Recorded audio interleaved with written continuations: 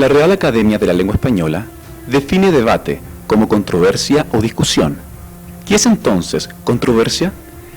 Discusión de opiniones contrapuestas entre dos o más personas. Por su parte, discutir viene del latín discutere, que significa disipar o resolver.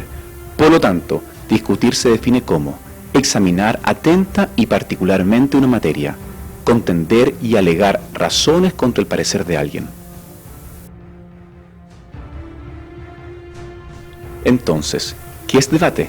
Es un ejercicio intelectual y comunicacional, en donde frente a una premisa se enfrentan, en forma seria y académica, dos posturas a través de discursos públicos.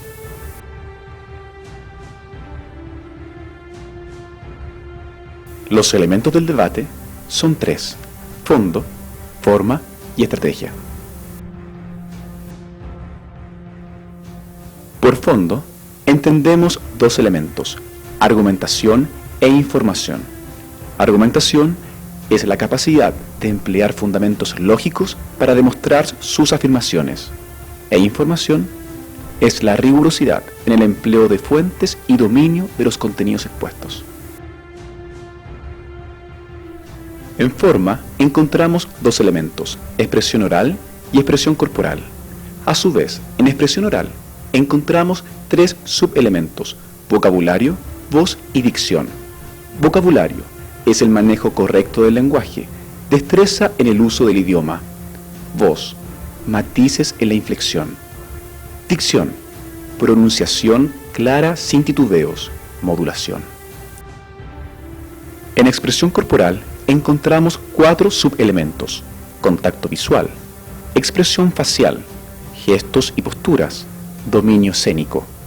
Contacto visual con el público y el jurado, expresión facial acorde con el discurso, gestos y posturas, corporal acorde al discurso, dominio escénico, utilización del espacio. Estrategia consiste en el desempeño grupal exhibido durante el debate, la coherencia que los equipos presentan en su discurso y su apego a la línea argumental.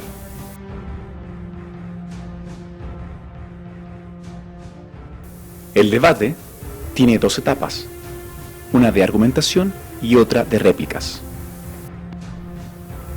Por cada equipo hay 4 oradores que utilizan el podio.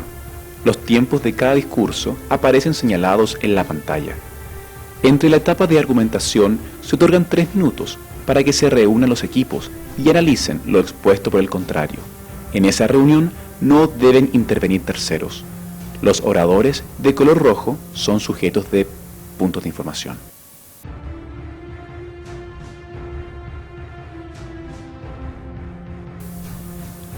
En la etapa de argumentación, el primer orador presenta la tesis a defender, define los términos, determina los argumentos de su equipo. El segundo orador retoma los argumentos expuestos por su compañero, desarrolla los argumentos que le corresponda, acepta o no puntos de información. En la etapa de réplicas, el tercer orador debe refutar lo expuesto por el equipo contrario. No agrega nuevos argumentos, acepta o no puntos de información. El cuarto orador concluye la presentación de su equipo, resume lo ocurrido en el debate, contrasta los argumentos propios con los contrarios.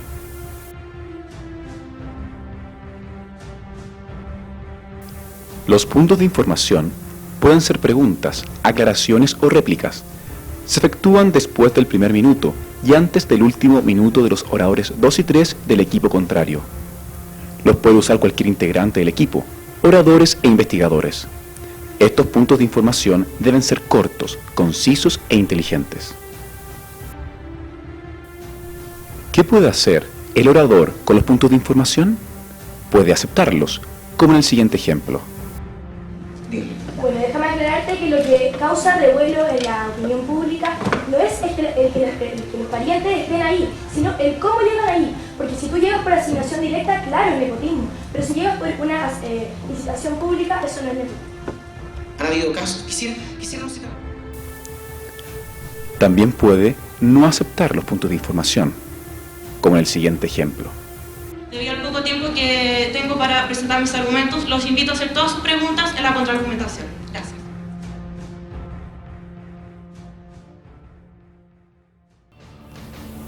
El tema de la final del Interescolar 2005 señala: ¿debe existir una ley que prohíba la contratación de parientes en la administración pública? Veamos estas imágenes. Invitamos a pasar adelante al alumno, primer orador, a favor. La ley es una cierta regla y medida de los actos, que induce al hombre a obrar o lo retrae de ello. El origen de las leyes se debe a la razón y al compromiso del hombre para solucionar un problema. Por lo cual, entenderemos que el tópico nos presenta un gran problema y es necesario legislar la contratación de parientes en la administración pública. Muy buenas tardes a todos los presentes, mi nombre es Juan Leonardo Lagos. Si de materia jurídica se trata, cada ley siempre se verá inmersa en un conflicto de principios. Y el conflicto de este tópico esta tarde erróneamente se ha establecido entre la transparencia y la protección de los derechos humanos. Por lo cual, es deber de la Sociedad de Debate del Instituto Nacional aclarar que al legislar en torno a esta ley, estamos siendo avalados por la misma Declaración Universal de los Derechos Humanos, en su artículo 29, inciso segundo. Cito textualmente: en el ejercicio de sus derechos y en el disfrute de sus libertades, toda persona estará solamente sujeta a las libertades establecidas por la ley, con el único fin de asegurar el reconocimiento y respeto de los derechos y libertades de los demás y de satisfacer las exigencias de la moral, del orden público y del bienestar general en una sociedad democrática. Retomemos las bases del por qué es necesario implantar esta ley en nuestro país. En primer lugar, al gobierno de turno no le conviene la contratación de familiares de sus autoridades, ya que este acto no tiene buena aceptación por parte de la comunidad. Y como lo señala la misma Declaración Universal de los Derechos Humanos, en su artículo 21º, inciso 3, la voluntad del pueblo es la base de la autoridad del poder público. En segundo lugar, la postura de nuestra bancada no tiene como objetivo principal evitar la unión familiar en el trabajo. Pero audiencia presente, no estamos frente a una empresa privada. Estamos frente a nuestro Estado y buscamos evitar la posibilidad de que un empleado público pueda favorecer a los miembros de su familia en el pleno ejercicio de su actividad pública. Y en tercer lugar, decimos que no por temor a un conflicto de intereses. Y estos surgen cuando un funcionario es influenciado por consideraciones personales al realizar su trabajo. Estos conflictos son nocivos para la reputación de una organización y en este caso erosionan la confianza del pueblo. Para finalizar, deseo citar al diputado brasileño José Roberto Batóquio, cuando el Parlamento carioca rechazó la legislación del nepotismo en el gobierno el año 2000. Contratar a parientes es como el queso Roquefort. Es sabroso, pero huele mal. Muchísimas gracias.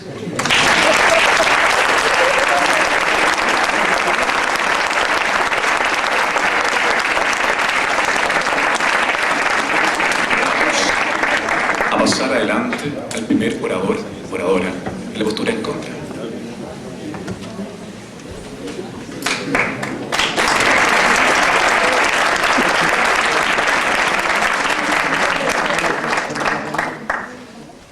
La contratación de parientes en la administración pública no debe quedar vetada si estas personas tienen los méritos y las capacidades adecuadas.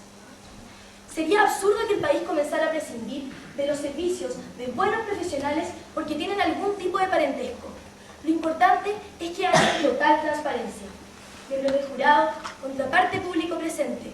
Muy buenas tardes, soy Antonia Saldívar y quise comenzar este discurso de apertura con las palabras del senador Carlos Ominami, ya que éstas reflejan plenamente el pensar de nuestro equipo. Aquello que no es correcto ni razonable no implica deber. Hacemos de esta expresión nuestra tesis. Una ley que prohíba la contratación de parientes en la administración pública no debe existir, ya que sería tanto incorrecta como poco razonable. Es muy necesario establecer que la administración pública comprende a todos los poderes del Estado y a todas sus demás instituciones. El término deber, debe, proviene del latín debere, implica estar obligado a algo. Prohibir significa vedar o impedir algo. Por lo tanto, la pregunta en este debate nos mueve a reflexionar sobre qué nos obligaría a tener una ley que prohíba la contratación de parientes en la administración pública. Por ningún motivo estar en contra de la existencia de esta ley implica que estemos a favor de una de las peores formas de corrupción política, el nepotismo, el cual se entiende como la desmedida preferencia que algunos dan a sus parientes para las concesiones o empleos públicos. Por lo tanto,